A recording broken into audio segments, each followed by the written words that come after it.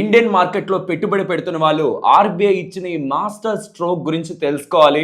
Market అంటూ పెరగాల్సి వస్తే ఈ సెక్టార్ ని మాత్రం వదలొద్దు. ఎందుకంటే నిన్న మన మార్కెట్ క్లోజ్ అయ్యాక ఆర్బీఐ చేసిన ఈ అప్డేట్స్ ఉన్నాయి చూసారా, ఇవి మీరు ఏ ఫైనాన్షియల్ ప్లాట్ఫామ్ లో చూసినా చాలా టెక్నికల్ గా కనిపిస్తాయి, కానీ ఇవి చాలా పెద్దవి. అండ్ నిన్న మన మార్కెట్ క్లోజ్ అయిన తర్వాత ఇండియా రిలేటెడ్ గా వచ్చిన డేటా కూడా కంప్లీట్లీ ఎక్స్పర్ట్స్ ని కూడా సర్ప్రైజ్ చేస్తూ ఉంది. నెగ్లెక్ట్ చేయకండి. ఇప్పటి వరకు మార్కెట్ లో ఇన్వెస్ట్మెంట్ చేసిన వాళ్ళకి చాలా ఇరిటేషన్ వస్తూ ఉంటుంది కదా, బట్ ఫస్ట్ మనం ఈ డేటాని అర్థం చేసుకునే ప్రయత్నం చేయాలి. యుద్ధం గురించి ఉంటున్న అప్డేట్స్ రోజుకు ఒకసారి మారుతూ ఉంటాయి, బట్ ఇండియా రిలేటెడ్ గా ఉన్న అప్డేట్స్, స్పెషల్లీ నిన్న ఆర్బీఐ వాళ్ళు చేసిన updates, specially public sector banks కి, ప్రైవేట్ సెక్టార్ బ్యాంక్స్ కి చాలా ఇంపార్టెంట్. వీటి గురించి మనం మాట్లాడుకోవాలి. బట్ దానికి ముందు మార్కెట్ రిలేటెడ్ గా ఎందుకు ఇవాళ మార్కెట్ ఓవరాల్ గా కొంత పాజిటివ్ గా ఉంది, క్రూడ్ ఆయిల్ ఎందుకు పడింది, గోల్డ్ ఎందుకు కొంత పెరిగింది, సిల్వర్ ఎందుకు కొంత రికవర్ అయింది, ఈ డేటాని ఫస్ట్ మాట్లాడుకుందాం. బట్ దాని తర్వాత మాట్లాడుకునే ఆర్బీఐ డేటాని మాత్రం మిస్ అవ్వద్దు. నేను ఎందుకు ఇంతలా చెప్తున్నానంటే బికాస్ దాని మీద చాలా వర్క్ చేశాను. ఎందుకంటే అది చాలా టెక్నికల్ సబ్జెక్ట్. మీరు ఎక్కడ వెబ్సైట్స్ లో చూసినా చాలా టెక్నికల్ గా ఉంటుంది. దాన్ని మీకు సింప్లిఫై చేయడానికే నేను చాలా టైం ఇవాళ తీసుకున్నాను, బికాస్ దాని ఇంపార్టెన్స్ అలాంటిది. అది మీకు అర్థమైందంటే నెక్స్ట్ మార్కెట్ ఈవెన్ పడుతున్నా మీరేం చెయ్యాలన్నది కూడా మీకు క్లారిటీ వస్తుంది.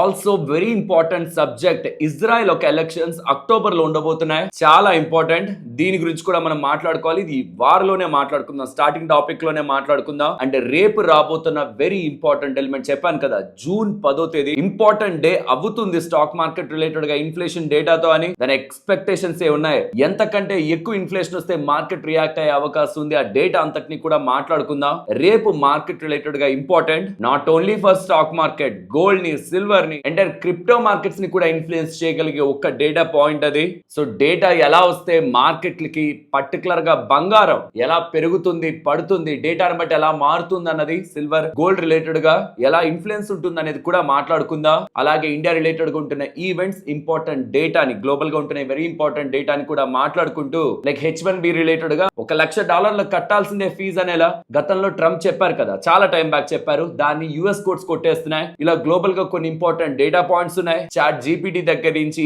ఏఐ రిలేటెడ్ గా ఇలా గ్లోబల్ గా ఉన్న డేటా, మన ఇండియా రిలేటెడ్ గా ఉన్న డేటా, ఈవెంట్స్ అండ్ ఇవాల్టి మార్కెట్ యాక్టివిటీని డిస్కస్ చేసుకుంటూ ఇవాల్టి మన మార్కెట్ అనాలిసిస్ ని ఎండ్ చేద్దాం. Hello friends, welcome to day trader Telugu. Good evening. ఇవాళ మార్కెట్లు పెరగడానికి కారణం ఇజ్రాయెల్ ఇరాన్ వాళ్ళు యుద్ధాన్ని ఆపారనేలా మీకు అన్ని ఫైనాన్షియల్ ప్లాట్ఫామ్స్ లో కనిపిస్తుంటుంది కదా, కానీ ఇక్కడ ఒక పెద్ద రెడ్ మార్క్ ఉంది. ఇది మనం అర్థం చేసుకోవాలి. జస్ట్ మన హెడ్ లైన్స్ ని చూసుకొని మార్కెట్ పెరిగింది కదా, లేకపోతే హెడ్ లైన్స్ ని చూసుకొని మార్కెట్ పడింది కదా అని చూసుకుంటూ పోతే రోజుకు అప్డేట్ వస్తుంది, రోజుకు ఒకసారి మార్కెట్ రియాక్ట్ అవుతుంటది. కాబట్టి ఇన్ బిట్వీన్ లైన్స్ ఒకసారి రీడ్ చేసే ప్రయత్నం చేయండి. మీరు చూస్తే బీబీసీ కానీ, సిబిఎస్ కానీ, ద గార్డియన్ కానీ అన్నిట్లో కూడా మీకు ఏం కనిపిస్తుంది, Iran Israel say they will pass the strikes, means వాళ్ళు యుద్ధాన్ని ఆపారు, మా మీద తిరిగి దాడి చేస్తే మేము యుద్ధం చేస్తామని చెప్తున్నారనేలా మీకు బీబీసీ దగ్గర నుంచి కానీ ఇతర ఫైనాన్షియల్ ప్లాట్ఫామ్స్ లో కూడా ఇజ్రాయెల్ ఇరాన్ వెనక్కి వెళ్లారు, యుద్ధం చేసుకోవట్లేదు అనేలా అప్డేట్స్ కనిపిస్తాయా? ఇది ఎప్పుడు స్టార్ట్ అయింది అంటే, ఇది అంటే స్టోరీ మొత్తం ఎప్పుడు స్టార్ట్ అయిందని కాదు, నిన్న మన మార్కెట్స్ క్లోజ్ అయ్యాక రాత్రి ఫస్ట్ ఇరాన్ వాళ్ళు అప్డేట్ చేశారు, మేము ఇజ్రాయెల్ మీద దాడి చేయం, కానీ లెబనాన్ పై ఏదైనా దాడి జరిగిందంటే మాత్రం మేము తిరిగి మళ్ళీ అటాక్ చేస్తామనేలా ఇరాన్ వాళ్ళు చెప్పారు. అంటే వాళ్ళ పైన జరిగినా, లెబనాన్ పై జరిగినా తిరిగి దాడి చేస్తామనేలా చెప్పారు. తర్వాత ఒక గంటకి ఇజ్రాయెల్ వాళ్ళు చెప్పారు, మేము ఇరాన్ మీద దాడి చెయ్యం, కానీ లెబనాన్ పై దాడి చేస్తాం, ఇరాన్ మీద అయితే దాడి చేయమన్నారు. ఎక్కడా కూడా ఇక మేము యుద్ధం చేయమనేలా మాటలు ఎవరు చెప్పలేదు. ఇజ్రాయెల్ మీదకి ఇరాన్ వాళ్ళు, ఇరాన్ మీదకి ఇజ్రాయెల్ దాడి చేయమని అయితే చెప్పాయి, కానీ ఇరాన్ వాళ్ళేమో లెబనాన్ పై దాడి చేస్తే మేము దాడి చేస్తామని ఫస్ట్ నుంచి చెప్తున్నారు. ఈవెన్ రీసెంట్ గా ఇజ్రాయెల్ మీద ఇరాన్ ఎందుకు దాడి చేసింది, ఇరాన్ మీద దాడి చేసినందుకు కాదు, లెబనాన్ పై, బేరెట్ వాళ్ళ క్యాపిటల్ పై దాడి చేసినందుకు. సో ఎప్పుడైతే ఇరాన్ వాళ్ళు ఇజ్రాయెల్ మీద దాడి చేశారో రీసెంట్ గా, దానికి తిరిగి ఇజ్రాయెల్ వాళ్ళు కూడా దాడి చేశారు. సో లెబనాన్ పక్కకు వెళ్ళిపోయింది. ఇజ్రాయెల్ ఇరాన్ ఇప్పుడు క్లాష్ లోకి వచ్చేసరికి ట్రంప్ మధ్యలోకి వచ్చి ఆపే ప్రయత్నం చేసినట్లు కనిపించిందా? కానీ ఆగిందా అంటే బాగా ఆలోచించాలి. ఇద్దరు వెనక్కి వెళ్లారనేలా మనకి హెడ్ లైన్స్ కనిపిస్తున్నాయి, కానీ ఇరాన్ ఏమంటుంది, లెబనాన్ పై దాడి చేయొద్దు అంటుంది. దాడి చెయ్యరు అనుకుంటే మేము ఇజ్రాయెల్ మీద దాడి చేయమని చెప్తుంది. మేము వెనక్కి వెళ్తున్నాం, వాళ్ళ మీద యుద్ధం ఆపుతున్నాం అంటుంది. ఇజ్రాయెల్ ఏం చెప్తుంది, ఇరాన్ మా మీద యుద్ధం చేసింది, దానికి తిరిగి మేము యుద్ధం చేస్తాం, దానికి మేము ఆపేస్తున్నాం, కానీ లెబనాన్ పై మేము దాడి చేస్తాం అంటున్నారు. ఇప్పుడు కోర్టు మళ్ళీ ఇరాన్ చేతుల్లోకి వెళ్తుంది. ఎందుకంటే ఇక్కడ చూడండి, just few minutes back, 3 minutes ago, 14 minutes ago, Israel పెద్ద మొత్తంలో లెబనాన్ పైన దాడి చేసింది. ఈవెన్ ట్రంప్ ఆపమని చెప్తున్నా సరే ఇజ్రాయెల్ లెబనాన్ పై దాడి చేస్తూ ఉందని, దానికి కారణంగా 8 మంది కాలం చేశారని, లెబనాన్ కి సంబంధించిన సిటీ పైన భారీ మొత్తంలో ఎయిర్ స్ట్రైక్స్ ని ఇజ్రాయెల్ కంటిన్యూ చేస్తుందనే అప్డేట్స్ కనిపిస్తున్నాయి. ఇది ఇవాళ ఈవినింగ్ కూడా వస్తున్న అప్డేట్. సో లెబనాన్ పై దాడి ఇప్పటివరకు ఇజ్రాయెల్ ఆపలేదు. లెబనాన్ పై దాడి చేస్తే ఈ దాడి చేస్తామని ఇరాన్ వాళ్ళు చెప్తున్నారు. సో ఇక్కడ ఎక్కడైనా ఒక కంక్లూజన్ ఉందా? లేదు. కానీ మార్కెట్ ఇది ఒక కంక్లూజన్ అనుకుంది. ఎందుకంటే ట్రంప్ ఇజ్రాయెల్ మీడియాకి ఒక చిన్న వార్నింగ్ లా చెప్పారనమాట. నేను చెప్పింది కానీ వినకపోతే పిఎం నెతన్యాహు ఆర్ ఇజ్రాయెల్ వాళ్ళు ఒంటరి అయిపోతారు, మేము ఎటువంటి సహాయం కూడా చేయం, ఇరాన్ విషయంలో సైలెంట్ అయిపోతాం, ఇక ఒంటరి పోరాటం చేసుకోవాల్సి వస్తుంది మీరు అనేసరికి ఇజ్రాయెల్ ప్రైమ్ మినిస్టర్ మీడియా ముఖంగా వచ్చి ఎస్ మేము దాడి చేయం ఇరాన్ మీద అనేలా స్టేట్మెంట్ చేశారు. కానీ లెబనాన్ వదిలేస్తున్నానని చెప్పలేదు. ఈవెన్ అమెరికా వాళ్ళు కూడా లెబనాన్ పై ఇజ్రాయెల్ దాడి చేయదనే స్టేట్మెంట్ కూడా పాస్ చేయట్లేదు. ఇరాన్ మీద దాడి చేయొద్దు అంటున్నారు అంతే. ఒకవేళ ఇరాన్ వచ్చి ఇజ్రాయెల్ మీద దాడి చేసినా ఇరాన్ మీద అయితే దాడి చేయొద్దు, ఎందుకంటే పీస్ టాక్స్ మీద ఉన్నాం, ఎండింగ్ లో ఉన్నాం, అనవసరంగా రెచ్చగొట్టుకోవద్దు ఇద్దరు అనేలా చెప్తున్నారు. కానీ ఈ మధ్యలో లెబనాన్ గురించి ఎవరు పాయింట్ అవుట్ చేసుకోవట్లేదు స్ట్రాంగ్ గా. అండ్ ఇక్కడ నేను ఇందాక చెప్పాను కదా ఇంట్రొడక్షన్ లో, అక్టోబర్ లో ఇజ్రాయెల్ కి సంబంధించిన ఎలక్షన్స్ ఉన్నాయి. లెట్స్ సే మీరే ప్రైమ్ మినిస్టర్ అనుకోండి, ఇజ్రాయెల్ కి సంబంధించిన ప్రైమ్ మినిస్టర్ అనుకోండి, మీ కంట్రీకి సంబంధించిన ఎలక్షన్స్ అక్టోబర్ లో ఉన్నాయి. మీ కంట్రీ యొక్క ఇంట్రెస్ట్ హెజ్బొల్లా అని టార్గెట్ చేయడం, అది లెబనాన్ రిలేటెడ్ గా. ఈవెన్ ఇరాన్ ఒకవేళ దాడి చేసినా ఖచ్చితంగా మీరు ఇరాన్ మీద దాడి చేయాల్సిందే. చేయకపోతే మీరు ఆ కంట్రీ రిలేటెడ్ గా ఉన్న లీడర్ పొజిషన్ లో ఉన్న కొంత వీక్ అయిపోతారు అనుకుంటే మీరు ట్రంప్ చెప్పినా వింటారా? అక్టోబర్ ఎలక్షన్స్ ఉన్నాయంటే మీరు ట్రంప్ చెప్పినా వింటారా?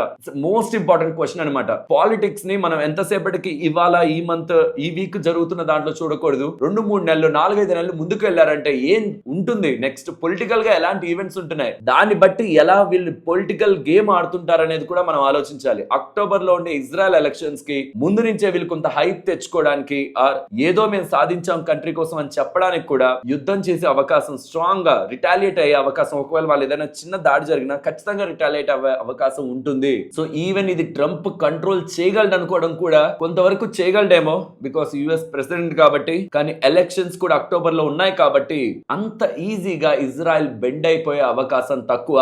బెండ్ అయితే మంచిదే, కానీ అది వాళ్ళ నేషన్ ముందు తలదించుకునే పరిస్థితికి ఆ లీడర్ ని తీసుకువెళ్తుంది అనుకుంటే మనమే ఆ పొజిషన్ లో ఉంటే ఆ పని చేస్తామా లేదా అనేది మనం ఆలోచించుకోవాలి. కాబట్టి ఇది మీరు ప్రైమ్ మినిస్టర్ అంటే ఏం జరిగేది ఆ నేషన్ రిలేటెడ్ గా అనేది చెప్తున్నాను. సో ఇజ్రాయెల్ వాళ్ళ ఇంట్రెస్ట్ రిలేటెడ్ గా, అంటే మేము హెజ్బొల్లా మీద నేనే టార్గెట్ చేసి వాళ్ళని అంతమొందిస్తున్నాను, ఇరాన్ మీద కూడా నేనే యుద్ధం చేస్తున్నాను, మన నేషన్ ని ప్రొటెక్ట్ చేస్తున్నాను అనే ఒక సెంటిమెంట్ ని ఖచ్చితంగా అక్టోబర్ వరకు స్ట్రాంగ్ గా నెలకొల్పే ప్రయత్నం చేస్తారని, దానికి రిటాలియేషన్ ఒకవేళ ఇరాన్ చేస్తూ ఉంటే అది కొంత జియో పొలిటికల్ గా మిడిల్ ఈస్ట్ లో హీట్ ని రగులుస్తూనే ఉంటుంది. కానీ అది మన మార్కెట్స్ కి నెగిటివ్ కాదు. ఇరాన్ ఇజ్రాయెల్ కొట్టుకోవడం మన మార్కెట్స్ కి నెగిటివ్ కాదు. మన మార్కెట్స్ కి నెగిటివ్ ఆ స్ట్రైట్ ఆఫ్ హార్మోస్ క్లోజ్ అవడం. ఇరాన్ ఇజ్రాయెల్ కొట్టుకోవడం వల్ల ఆ స్ట్రైట్ ఆఫ్ హార్మోస్ మనకి క్లోజ్ అవ్వలేదు. అది ఎప్పుడో కొన్ని సంవత్సరాల నుంచి కొనసాగుతున్న వైరం, వాళ్ళిద్దరి మధ్యలో ఇష్యూ అనేది, దానికి మన మార్కెట్స్ కి సంబంధం లేదు. కానీ వాళ్ళిద్దరి మధ్యలో టెన్షన్స్ అయితే మనం వింటూ వస్తామన్న దానికి అక్టోబర్ లో ఉంటున్న ఎలక్షన్స్ ఒక లాజిక్ అన్నది మనం గుర్తుంచుకోవాలి. ఇప్పుడు ఆర్బీఐ రిలేటెడ్ కొన్ని ఇంపార్టెంట్ టాపిక్ ని మీకు సింపుల్ గా ఎక్స్ప్లెయిన్ చేస్తాను, జాగ్రత్తగా వినండి. ఫస్ట్ మీకు FCNR అంటే ఏంటో తెలియాలి. ఫారెన్ కరెన్సీ నాన్ రెసిడెంట్ అనమాట. FCNR B అని ఉంటే బ్యాంక్ అని అర్థం. సో FCNR అంటే ఫారెన్ కరెన్సీ నాన్ రెసిడెంట్. ఇది ఎవరి కోసం అంటే NRIs కోసం and person of Indian origin కోసం, ఇండియా నుంచి బయట దేశాల్లో ఉంటూ వాళ్ళ కరెన్సీ డబ్బుల్ని బ్యాంక్స్ ఆకర్షించడానికి ఈ డిపాజిట్ రూట్ ని తీసుకుంటాయి. మీరు ఫైనాన్షియల్ ప్లాట్ఫామ్ లో చూస్తే ఇవాళ బ్యాంకులు పెరగడానికి కారణం ఆర్బీఐ వాళ్ళు FCNRB guide lines, deposits related గా, ECB స్వాప్ ఫెసిలిటీస్ రిలేటెడ్ గా కొత్త గైడ్ లైన్స్ ని తీసుకొచ్చారు. ఇవి జూన్ 8వ తేదీ నుంచి ఎఫెక్ట్ అవుతాయి, ఎందుకంటే నిన్న మార్కెట్ క్లోజ్ యాక్ట్ తీసుకొచ్చారని మీరు ఈ ఆర్టికల్స్ కనిపిస్తుంటాయి. టెక్నికల్ గా మీకు జస్ట్ నేను దీన్ని ఈ ఆర్టికల్ ని రీడ్ చేసి ఎక్స్ప్లెయిన్ చేయొచ్చు, కానీ మీకు అది అర్థం కాదు. సింపుల్ గా మీకు ఎక్స్ప్లెయిన్ చేస్తాను. దానికి ముందు మీరు కొన్ని ప్లాట్ఫామ్స్ లో చూస్తే why RBI returning to terrible idea to boost foreign inflows, 2013లో ఇదే యాక్షన్ తీసుకుంది RBI. Terrible idea because RBI చాలా కాస్ట్ పడుతుందని కూడా మీకు ఎందుకు ఇండియన్ ఎక్స్ప్రెస్ డేటా కనిపిస్తుంది. బ్యాంక్స్ కి ఇది సూపర్ పాజిటివ్, బట్ ఆర్బీఐ కి ఇది బాగా కాస్ట్ పడుతుందని కనిపిస్తుంది కదా. దీన్ని మీకు అర్థమయ్యే విధంగా చెప్పడానికి ఇంకొంచెం బ్యాక్ తీసుకువెళ్ళి ఒక చిన్న బేసిక్ లాజిక్ చెప్తాను. మన ఇండియాకి సంవత్సరానికి $100 బిలియన్ కావాలనుకోండి, లెట్స్ సే $100 అనుకోండి, $1 బిలియన్ ఎందుకు, $100 కావాలనుకోండి, $100 కరెన్సీ మనకు కావాలి. ఎందుకు కావాలి? క్రూడ్ ఆయిల్ కొనుక్కోవడానికి, గోల్డ్ కొనుక్కోవడానికి. మన ఇండియాలో ఉంటున్న చాలా మంది ఫారెన్ వస్తువులు ఇండియాకి కావాలనుకుంటే మనం డాలర్ లోనే పే చేయాలి కదా. అది కావాలంటే మనకి సంవత్సరానికి $100 కావాలంటే మనకు కేవలం $70 వస్తున్నాయి అనుకోండి. ఫారెన్ నుంచి వస్తున్న పెట్టుబడులు కానీ, ఫారెన్ నుంచి వస్తున్న ఇన్వెస్ట్మెంట్స్ కానీ, FIIs కానీ, DIs కానీ అండ్ NRIs చేస్తున్న డిపాజిట్స్ కానీ అండ్ మన ఇండియన్ గవర్నమెంట్ ఒకవేళ బాండ్స్ అమ్మి రేస్ చేస్తున్న డబ్బులు కానీ ఇవన్నీ కూడా సపోజ్ $70 వస్తూ మన ఇండియాకు $100 కావాల్సి ఉంటే సొల్యూషన్ ఏంటి? $100 మన వినియోగమైనా మనం తగ్గించుకోవాలి ఆర్ మన ఇన్ఫ్లోస్ నైనా పెంచాలి. వినియోగాన్ని తగ్గించలేనప్పుడు ఇన్ఫ్లోస్ ని పెంచాలన్నప్పుడు బలవంతంగా ఒకరిని లాక్కొచ్చి ఇక్కడ ఇన్వెస్ట్మెంట్ పెట్టించలేం కదా. సో ఎవరిని లాగలం? మనం మన దగ్గర డిపాజిట్ చేసే వాళ్ళే లాగలం. ఎగ్జాంపుల్ FIIs ఉన్నారు, ఇండియన్ మార్కెట్ లోంచి వాళ్ళు ఇష్టం వచ్చినట్టు బయటకు వెళ్ళిపోతున్నారు. వాళ్ళని మనం కంట్రోల్ చేయగలమా? ఈక్విటీ మార్కెట్ లో చేయగలం. ఎప్పుడు ఇండియాని బాగా డెవలప్ చేసి కంపెనీస్ అన్ని బాగా గ్రో అవుతున్నాయి, ఇతర కంట్రీస్ కంటే ఇండియా బాగా గ్రో అవుతుంది అనుకున్నప్పుడు ఖచ్చితంగా వాళ్ళు డబ్బులు పెడతారు. కానీ డైరెక్ట్ గా ఒక్క స్టెప్ తో వాళ్ళని మనం కంట్రోల్ చేయగలమా? టాక్స్ రిలేటెడ్ గా బెనిఫిట్స్ ఇచ్చి కంట్రోల్ చేయగలం. కానీ రీసెంట్ గా గవర్నమెంట్ బాండ్స్ రిలేటెడ్ గా చేస్తున్న ఇన్వెస్ట్మెంట్స్ పై టాక్స్ బెనిఫిట్ ఇచ్చే ప్రయత్నం చేసిందా FIIs కి? సో దాని ద్వారా బాండ్ మార్కెట్ లోకి డబ్బులు తీసుకురావచ్చు డాలర్స్ లో. ఇది పక్కన పెడితే, దీని ద్వారా ఉంటున్న ఇన్సెంటివ్స్ పక్కన పెడితే FDIs ఫారెన్ డైరెక్ట్ ఇన్వెస్ట్మెంట్స్ ఉంటాయి. వేరే వేరే కంట్రీస్ కి సంబంధించిన కంపెనీస్ అన్నిటికి కూడా మీరు ఇండియాలో డబ్బులు పెట్టండి, మీకు టాక్స్ బెనిఫిట్స్ ఇస్తాం, లేకపోతే అడ్వాంటేజ్లు ఇస్తాం, సింగిల్ విండోలో క్లియరెన్స్ ఇస్తాం, ఏదైనా XYZ అనే ఒక ఇన్సెంటివ్స్ ని చెప్తే అలా కూడా డాలర్స్ ని తీసుకురావచ్చు. కానీ ఇవన్నీ కూడా పాలసీ రిలేటెడ్ తీసుకోవాల్సిన డెసిషన్స్.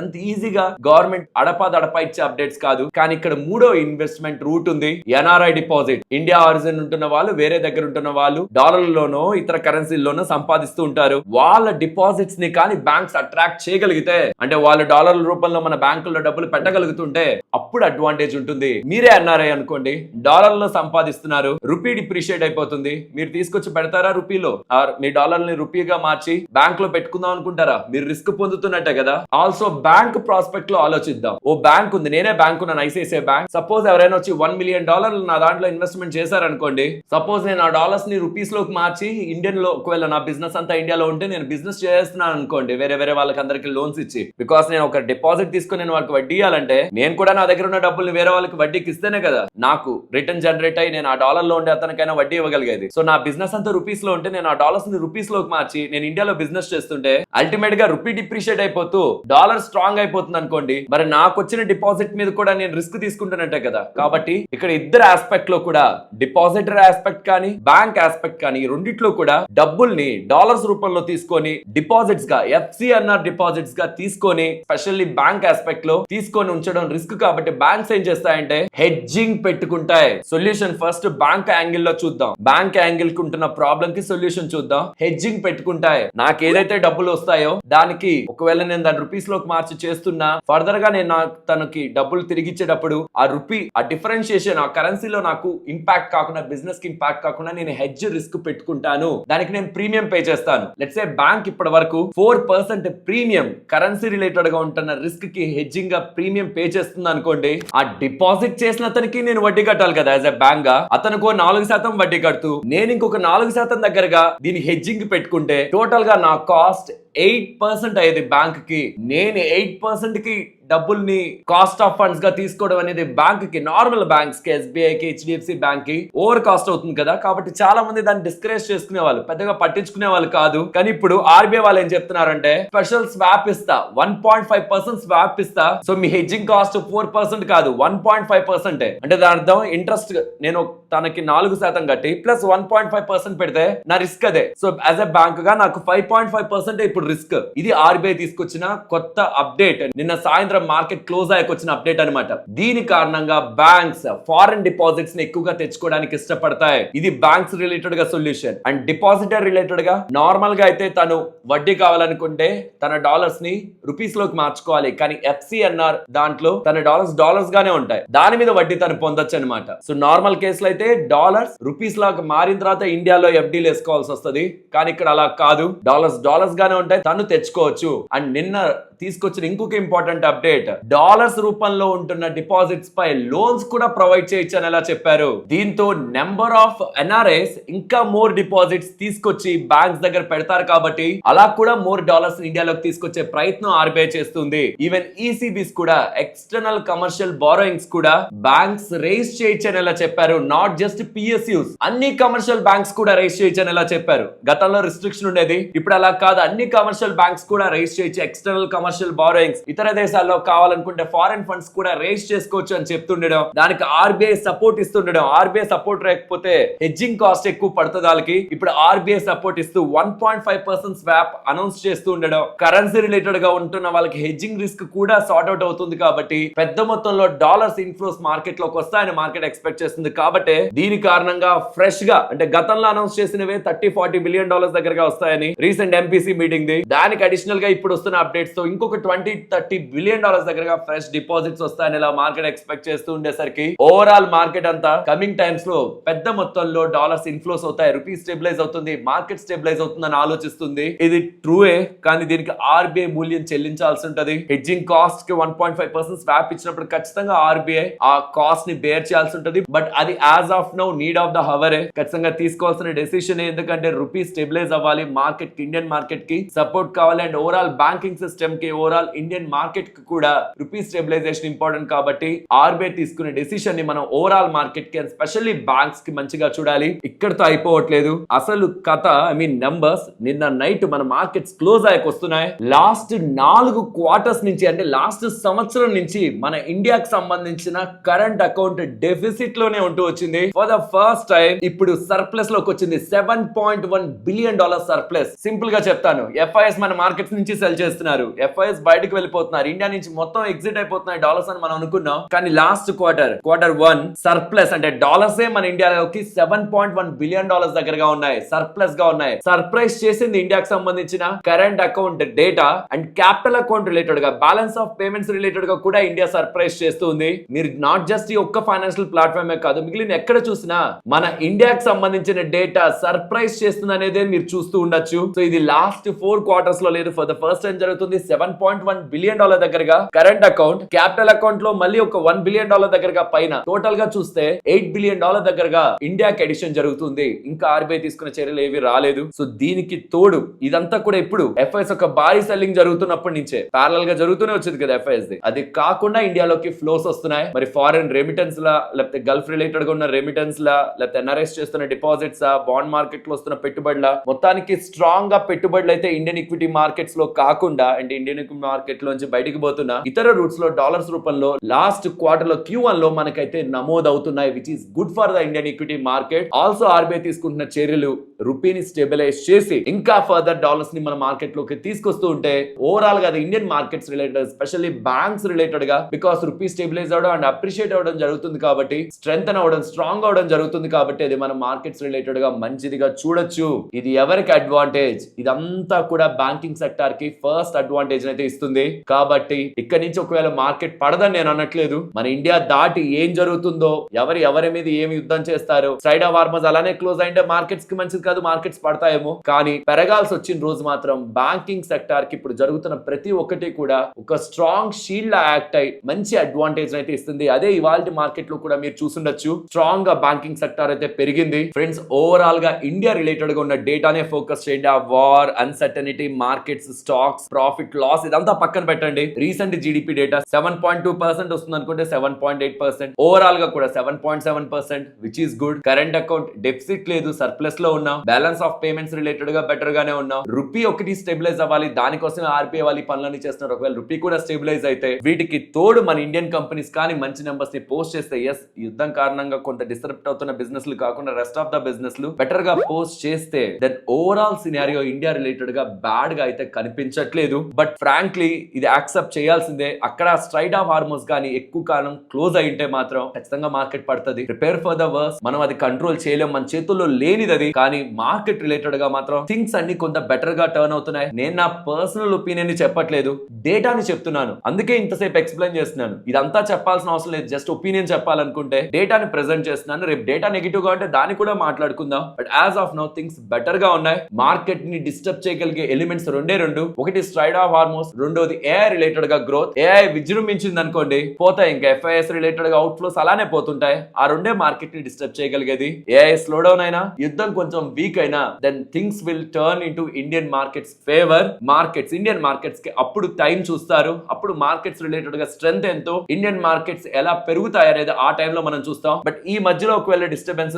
యుద్ధం రిలేటెడ్ గా కానీ ఏఐ యొక్క స్ట్రెంత్ కానీ కనిపిస్తున్నప్పుడు మార్కెట్స్ కొంచెం అండర్ పర్ఫార్మెన్స్ లోనే ఉంటాయి. కానీ ఈ లోపు ఇండియన్ మార్కెట్స్ ని వర్స్ట్ అనుకునే ముందు ఒక్కొక్క స్ట్రక్చర్ రూపీ రిలేటెడ్ గా కానీ ఫారెన్ ఫ్లోస్ రిలేటెడ్ గా కానీ థింగ్స్ కొంత బెటర్ గా టర్న్ అవుతున్నాయని డేటాను అయితే మీ ముందు పెట్టాలనుకున్నాను. And yes, Bank of America వాళ్ళు చాలా రిస్క్లు ఉంటున్నాయి మార్కెట్ లో, స్పెషల్లీ ఏఐ రిలేటెడ్ గా. ఇన్వెస్టర్స్ ఎవరైనా ఉంటే ప్రాఫిట్లు బుక్ చేసుకొని వెళ్ళిపోండి, ఇది కరెక్ట్ టైం కాదనేలా బ్యాంక్ ఆఫ్ అమెరికా వాళ్ళు కొంత టైం బ్యాక్ పోస్ట్ చేస్తున్నట్టు యాక్సెస్ వాళ్ళు రిపోర్ట్ చేస్తున్నారు. కానీ ఇది యాక్చువల్లీ నిన్న నైట్ వచ్చింది. మీరు ఈవెన్ బ్లూంబర్గ్ లో కూడా దీన్ని గమనించొచ్చు.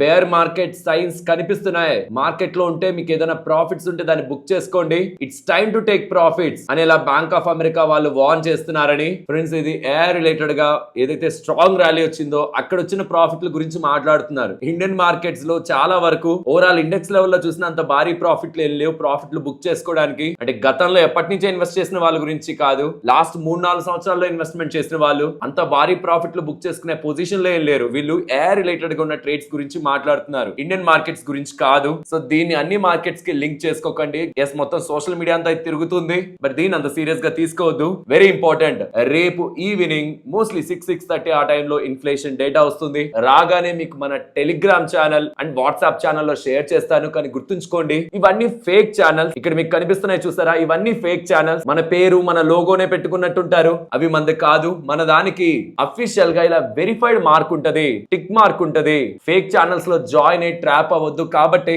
మన official channel links description comment section లో ఉంటాయి, వాటి ద్వారానే వెళ్ళి జాయిన్ అవ్వండి. మీరు వెతికారంటే బోల్డ్ ఫేక్ ఛానల్స్ వస్తున్నాయి. దాంట్లో ఇన్ఫ్లేషన్ డేటా రాగానే ఒకవేళ ఏదైనా బిగ్ ఇన్ఫ్లుయెన్స్ ఉంటే గోల్డ్ రిలేటెడ్ గా, సిల్వర్ రిలేటెడ్ గా, మార్కెట్స్ రిలేటెడ్ గా అందులో షేర్ చేస్తాను.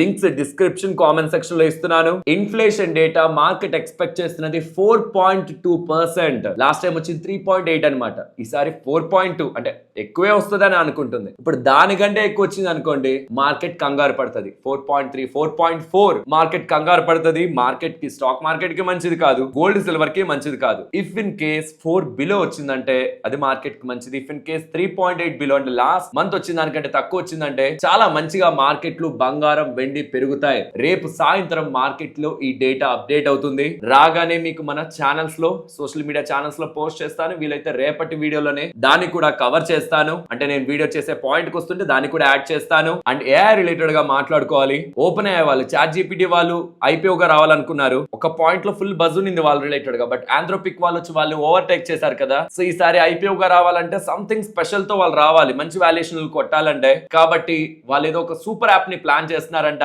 మొత్తం ఏఐ అంతా కంబైన్ చేసి ఏఐ ఏజెంట్స్ ని, ఏఐ టూల్స్ అంతా సెంటర్ స్టేజ్ కి తీసుకొచ్చేదో కొత్తది ప్లాన్ చేసినట్లు కనిపిస్తుంది. దాని తర్వాత వెంటనే IPOకి వచ్చి మంచి వాల్యుయేషన్స్ తీసుకోవాలని వాళ్ళ ప్రయత్నం. చూడాలి మరి అసలు ఇంక ఏ లెవెల్లో ఏఐ రిలేటెడ్ గా అప్డేట్స్ కమింగ్ టైమ్స్ లో మనం వింటామని. ఈవెన్ TCS వాళ్ళు కూడా ఏం చెప్తున్నారో చూడండి. నెక్స్ట్ 3 సంవత్సరాల్లో వాళ్ళ దగ్గర ఎంత మంది అయితే IT ఎంప్లాయీస్ ఉంటారో అన్ని ఏఐ ఏజెంట్స్ ఉంటాయట.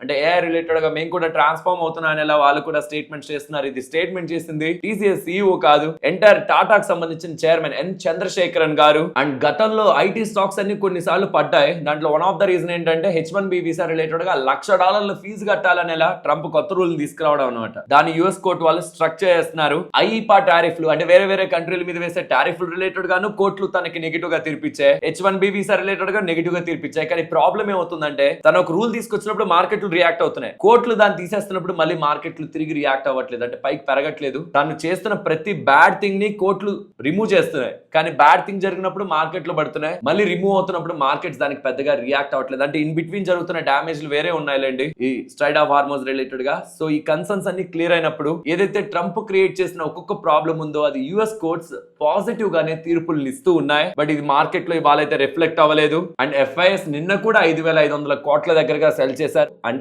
ఇవాళ కూడా FIS 4,566 crore దగ్గరగా సెల్ చేశారు జూన్ 9th కూడా. అండ్ FIS ఒక షార్ట్స్ కూడా 92% దగ్గరగా ఉన్నాయి. అండ్ మార్కెట్స్ ఈ రీసెంట్ టైమ్స్ లో ఏదైతే 23,150 వెరీ ఇంపార్టెంట్ మార్క్ అనుకున్నామో దానిపైనే ముగుస్తూ ఉండడం అట్లీస్ట్ ఒక చిన్న హోప్ నైతే రేస్ చేస్తుంది. RBI తీసుకుంటున్న ఈ కొత్త చేంజెస్ తో కూడా బ్యాంకులు పెరిగి మార్కెట్స్ ను ఓవరాల్ గా లిఫ్ట్ చేశాయి. Even small caps, mid caps లో కూడా కొంతవరకు పైన పెరగడం చూసాం. కానీ బ్యాంకింగ్ స్పేస్ లో మీరు గమనించండి, ఇవాళ major bank Nifty 20-day 50-day moving average above close అయింది. అండ్ పిఎస్యు బ్యాంకింగ్ ఇండెక్స్ అయితే 200-day మూవింగ్ యావరేజ్ అబోవ్ వెళ్ళింది. సో కొంత స్ట్రెంత్ కంపేర్డ్ విత్ ఇతర సెక్టార్స్ మనకి బ్యాంకింగ్ స్పేస్ లో అయితే ఇవాళ స్ట్రాంగ్ గా కనిపించింది. థ్యాంక్స్ టు ఆర్బీఐ అనాలి.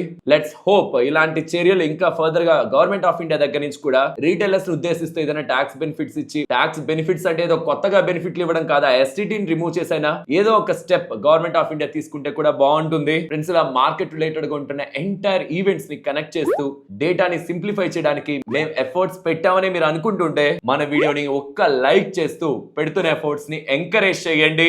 లాస్ట్ 26 ఇయర్స్ లో for the first time India MSCI కి సంబంధించిన ఎమర్జింగ్ మార్కెట్ టాప్ 10 లో నుంచి కిందకైతే వెళ్ళింది.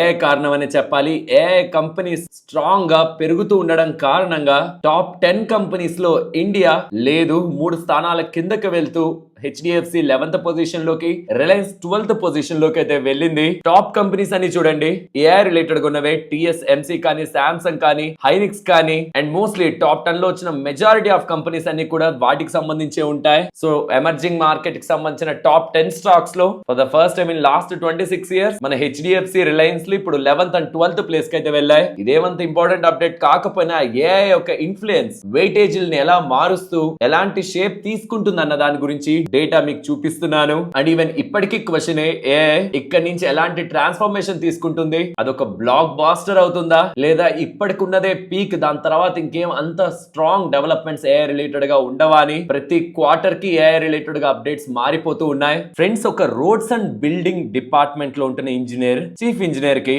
ఎంత ఆస్తులు ఉంటాయని మీరు అనుకుంటున్నారు? వచ్చిన జీతంతో ఎంత ఆస్తులు ఉన్నాయనుకుంటున్నారు? సుమారుగా ఇప్పుడుకుంటున్న వాల్యుయేషన్స్ ప్రకారం, వాళ్ళు ఇప్పటి వరకు చేసిన సోదాల ప్రకారం 100 కోట్లకు పైగా దొరికాయట. జస్ట్ ఆ ఇమేజెస్ ని ఇక్కడ మీరు స్క్రీన్ ముందు గమనించవచ్చు. కిలోల కొద్ది బంగారం, డబ్బు, పెద్ద మొత్తంలో తను లంచం తీసుకొని కూడబెట్టిన ఆస్తుల్ని ACB వాళ్ళు పట్టుకున్నారు. ఇది నేను ఎందుకు చెప్తున్నానంటే, ఇలాంటి డబ్బు కారణంగానే బయట మనకి స్థలాల రేట్లు పెరగడం, అండ్ డ్యూ టు ఈ కరప్షన్ బయట ఇంకా ఇల్లీగల్ యాక్టివిటీస్ పెరిగి క్వాలిటీ ఆఫ్ లైఫ్ నార్మల్ ప్రజలది కూడా దెబ్బతినడం జరుగుతుంది. మన ఇండియాకి శత్రువులు ఇంకెక్కడో ఉండరు. నేను జస్ట్ తిన గురించి కాదు, అందుకే పేరు కూడా తీయట్లేదు. దయచేసి కరప్షన్ ని most of the times encourage చేయకుండా ఉండడానికి ప్రయత్నించండి. వీలైతే క్వశ్చన్ చేయండి. బట్ ఎస్, కరప్షన్ ఏ లెవెల్లో ఉందంటే అదొక పార్ట్ ఆఫ్ ద సిస్టమ్ లా మారిపోయింది. అండ్ మీరు ఒకసారి చెప్పండి, ఏ డిపార్ట్మెంట్ లో ఎక్కువ అవినీతి జరుగుతుందని మీరు భావిస్తున్నారు? నేనైతే రిజిస్ట్రేషన్స్ దగ్గర మీకే డిపార్ట్మెంట్ అనిపిస్తుంది. అండ్ ఎక్కడ ఎక్కువ లంచం తీసుకుంటున్నారు అనేది మీ అభిప్రాయం. మీరు ఎక్కడ ఎక్కువ సఫర్ అయ్యారు లంచం రిలేటెడ్ గా? తప్పకుండా షేర్ చేయండి. నెక్స్ట్, గవర్నమెంట్ ఆఫ్ ఇండియా వాళ్ళు NLC రిలేటెడ్ గా వాళ్ళకు ఉంటున్న వాటాని OFS రూట్ లో సెల్ చేయడానికి ప్రయత్నిస్తున్నారు. 3% దగ్గరగా వాటా సెల్ చేయడానికి ప్రయత్నిస్తున్నారు. 9.7% దగ్గరగా డిస్కౌంట్ పెడుతున్నారు అనమాట. టోటల్ గా 4 కోట్ల షేర్లు సెల్ చేస్తున్నారు. వీళ్ళు పెడుతున్న ప్రైస్ 303. గతంలో క్లోజ్ అయిన ప్రైస్ తో కంపేర్ చేస్తే 335 రూపాయల దగ్గరగా గతంలో క్లోజింగ్ ప్రైస్ కదా, అంటే జూన్ 8వ తేదీ. దాంతో కంపేర్ చేస్తే 9.7% దగ్గరగా డిస్కౌంట్ వీళ్ళు పెట్టినట్టు. OFS డేట్ రీటైలర్స్ కి జూన్ 10వ తేదీ, రేపు అనమాట. ఎవరైనా పార్టిసిపేట్ చేయాలనుకుంటే చేయొచ్చు. నెక్స్ట్, వడాఫోన్ ఐడియాకి అండ్ ఎయిర్టెల్ కి ఒక బిగ్ రిలీఫ్ అయితే వచ్చింది. సుమారుగా 20,000 కోట్ల రిలేటెడ్ గా AGR రిలేటెడ్ గా డ్యూస్ ఉన్నాయి కదా, అందులో one time spectrum charges related గా వడాఫోన్ ఐడియా వాళ్ళకి 11,000 కోట్లు, ఎయిర్టెల్ వాళ్ళకి 9,000 కోట్ల దగ్గరగా బాంబే హైకోర్టు వాళ్ళు పాజిటివ్ గా తీర్పిచ్చారు. సో కంబైన్డ్ గా 20,000 కోట్లు గవర్నమెంట్ కి వెళ్లాల్సింది కాస్త వీళ్ళకి బెనిఫిట్ గా కోర్టు అయితే తీర్పు ఇవ్వడం జరిగింది. ఫ్రెండ్స్, ఎప్పుడు షేర్ చేసిన ఇన్ఫర్మేషన్ మీకు వాల్యుబుల్ గానే అనిపించిందా? అలా అనిపిస్తే మన వీడియోని తప్పకుండా లైక్ చేయండి. RVNL వాళ్ళకి 221 crore విలువ చేసే project south east central railway వాళ్ళ దగ్గర నుంచి లభించిందని, ఇది ఒక EPC order, engineering procurement and construction order అని ఎక్స్చేంజెస్ కి అప్డేట్ చేస్తున్నారు. JNK ఇండియా వాళ్ళు ఉన్నారా, వాళ్ళకు ఒక లార్జ్ ఆర్డర్ UAE కి సంబంధించిన క్లయింట్ దగ్గర నుంచి CC7 ఎమిరేట్స్ ఇంజనీరింగ్ సొల్యూషన్స్ వాళ్ళ దగ్గర నుంచి లభించిందని ఎక్స్చేంజెస్ కి చెప్తున్నారు. సో ఇది ఆల్మోస్ట్ 100 నుంచి 300 కోట్ల ఆర్డర్ అవుతూ ఉండడం, అండ్ కంపెనీ కూడా చిన్న కంపెనీ, 3,000 కోట్ల కంపెనీ అవుతూ ఉండడం. ఇలా ఆర్డర్ వచ్చేసరికి స్టాక్ కి వాళ్ళ 19% పెరిగింది. అండ్ SBI వాళ్ళు ఉన్నారు కదా, ఇది గవర్నమెంట్ కి సంబంధించిన సంస్థే కదా, దీంట్లో వాళ్ళు సంపాదిస్తున్న ప్రాఫిట్స్ ని డివిడెండ్ రూపంలో ఇస్తుంటారు కదా. అలా గవర్నమెంట్ కి FY26 కాను గవర్నమెంట్ కి SBI పే చేసిన డివిడెండ్ 8,813 కోట్లు డివిడెండ్ SBI గవర్నమెంట్ కి పే చేసిందని ఎలా అప్డేట్స్ కనిపిస్తున్నాయి. ప్రెసిషన్ ఎలక్ట్రానిక్స్ వాళ్ళు ఉన్నారా, వాళ్ళకి 37 crores విలువ చేసే surveillance system order ministry of home affairs దగ్గర నుంచి లభించిందని ఎక్స్చేంజెస్ కి చెప్పారు. వాటెక్ వేబాగ్ వాళ్ళు ఉన్నారు కదా, వాళ్ళకు ఒక large order అజ్మాన్ sewage bio refinery plant related గా లభించినట్టు 60 MLD సీవేజ్ ట్రీట్మెంట్ ప్లాంట్ ని వీళ్ళు design, engineering, procurement and construction చేస్తారని అప్డేట్ చేశారు. ఈ అజ్మాన్ సీవేజ్ అనేది యుఏ కి సంబంధించిన కంపెనీ. సో ఇది ఒక ఇంటర్నేషనల్ ఆర్డర్ అండ్ వీళ్ళు లార్జ్ ఆర్డర్ అని చెప్తున్నారు. సుమారుగా $30 to $75 million విలువ చేసే ఆర్డర్ అని చెప్తున్నారు. నెక్స్ట్ ఇంటరార్క్ బిల్డింగ్ గురించి వీళ్ళకి 58 crores విలువ చేసే ఆర్డర్. కంపెనీ నేమ్ ని డిస్క్లోజ్ చేయలేమని చెప్తున్నారు, బట్ కమర్షియల్ ఇష్యూ రిలేటెడ్ గా వీళ్ళకి లభించినట్టు. ప్రీ ఇంజనీర్డ్ బిల్డింగ్ స్ట్రక్చర్స్ ని వీళ్ళు డిజైన్ చేసి ఇస్తూ ఉంటారు కదా, దాన్ని వీళ్ళు సప్లై చేస్తారని నెక్స్ట్ 6 to 7 months లో 58 crores విలువ చేసే ఆర్డర్ ని గెలుచుకున్నట్టు ఇంటరార్క్ వాళ్ళు అప్డేట్ చేశారు. ఆల్సో కేఎన్ఆర్ కన్స్ట్రక్షన్ వాళ్ళకి మల్కాజ్గిరి మున్సిపల్ కార్పొరేషన్ వాళ్ళ దగ్గర నుంచి 235 crore విలువ చేసే ప్రాజెక్ట్ లభించిందని 24 months లో ఇది ఎగ్జిక్యూట్ చేస్తారని కేఎన్ఆర్ కన్స్ట్రక్షన్ వాళ్ళు అప్డేట్ చేశారు. నెక్స్ట్ హెల్మెట్స్ తయారు చేసే కంపెనీ స్టడ్స్ ఇవాళ స్ట్రాంగ్ గా 17% పెరిగిందా? దీనికి కారణం బీజేపీ వాళ్ళు వెస్ట్ బెంగాల్ లో గవర్నమెంట్ బాధ్యతలు చేపట్టిన తర్వాత రికార్డ్ స్థాయిలో హెల్మెట్ సేల్స్ పెరిగాయని, ట్రాఫిక్ వైలేషన్స్ అండ్ రూల్స్ ని కొత్తగా ఎన్నికైన బీజేపీ గవర్నమెంట్ చాలా స్ట్రిక్ట్ గా ఇంప్లిమెంట్ చేస్తుందని, అంటే హెల్మెట్ వేసుకోకపోతే ఫైన్ వేయడం వల్ల, దాంతో ఏకంగా వెస్ట్ బెంగాల్ లో 70% దగ్గరగా వాల్యూమ్ సేల్స్ గ్రోత్ కనిపిస్తున్నట్లు బిజినెస్ రిలేటెడ్ గా అప్డేట్స్ కనిపిస్తూ ఉండడం. దీని రిలేటెడ్ గా general manager sales and marketing related గా ఆదిత్య వర్మ కూడా స్టేట్మెంట్స్ చేస్తుండడం. దీంతో స్టాక్ ఓవరాల్ గా 20% దగ్గరగా ఇవాళ పెరిగింది. నెక్స్ట్ పెనేషియా బయోటెక్ గురించి మాట్లాడుకోవాలి. లాస్ట్ 5 సెషన్స్ లో స్టాక్ 40% దగ్గరగా పెరిగిందా? కారణం ఇప్పుడు అప్డేట్ అవుతుంది. అంటే నేను మార్కెట్ క్లోజ్ అయిన తర్వాత వీళ్ళు ఒక అప్డేట్ చేశారనమాట. వీళ్ళకి సంబంధించిన వ్యాక్సిన్ క్యాండిడేట్ ఉంది కదా, అంటే డెంగియాల్ అనే వీళ్ళ వ్యాక్సిన్ ఉంది కదా, ఇది ఇప్పుడు యూరోపియన్ యూనియన్ వాళ్ళు బ్యాక్ చేస్తున్న డెన్స్టార్ ప్రాజెక్ట్ లో భాగమైంది. భాగమైతే ఏమవుతుంది, దానికి ఫండింగ్ ఇప్పుడు యూరోపియన్ యూనియన్ కి సంబంధించిన ఎంటైర్ కన్సార్టియమే పెట్టుకుంటుంది. సో దీంతో గ్లోబల్ కన్సార్టియం వాలిడేషన్ వీళ్ళకి దొరుకుతున్నట్టు. ఇది ఒక last stage vaccine candidate. International market లోకి పొటెన్షియల్ పాత్వే వీళ్ళకి దొరుకుతుంది కాబట్టి, specially African population 4 types of dengue virus అన్నిటినీ కూడా, సీరోటైప్స్ అన్నిటినీ కూడా టార్గెట్ చేస్తున్న వ్యాక్సిన్ అని ఇంటర్నేషనల్ గా ఇప్పుడు ఆఫ్రికాలో పర్టికులర్ గా ఫండింగ్ జరుగుతున్న దాంట్లోకి వీళ్ళకి అనుమతి దొరికిందని వీళ్ళు అప్డేట్ చేస్తూ ఉండడం స్టాక్ ఇవాళ ఇంతలా మంచిగా పెరిగింది. ప్రాబబుల్లీ ముందు కూడా పెరగడానికి కారణం ఇలాంటి ఒక అప్డేట్ వీళ్ళ దగ్గర నుంచి వస్తుందని. ఇది 4 years ఇంటర్నేషనల్ ప్రోగ్రామ్ అని, June 2026 నుంచి ఇది స్టార్ట్ అవుతుందని, ఆఫ్రికన్ అడల్ట్స్ అండ్ చిల్డ్రన్స్ మీద phase 1 and phase 3 ట్రయల్స్ కూడా ప్లాన్ చేస్తున్నట్టు. దీంట్లో 10 partners across 9 countries including India, US, South Korea and African nations కూడా కన్సార్టియం లో ఉంటున్నాయని పెనేషియా బయోటెక్ వాళ్ళు అప్డేట్ చేస్తున్నారు. ఫినో పేమెంట్ బ్యాంక్ ఇవాళ 10% దగ్గరగా పెరిగిందా? కారణం వీళ్ళు రిపోర్ట్ చేసిన business data. Digital active customers 19% పెరిగారని, ఫినో పే యాక్టివ్ కస్టమర్స్ 22% పెరిగారని, average deposits 10%, new accounts open 29% and loan disbursals 186% year on year లో పెరుగుతున్నాయని అప్డేట్ చేస్తుండడం interesting data. Payment banks related గా ఈ లెవెల్లో గ్రోత్ కాబట్టి బ్యాంక్ కూడా ఇవాళ పెరిగింది. సరే మరి నేను ఉండనా, మరొక ఇంట్రెస్టింగ్ వీడియోతో మళ్ళీ మీ ముందుకు వస్తాను. అంతవరకు టేక్ కేర్, జై హింద్.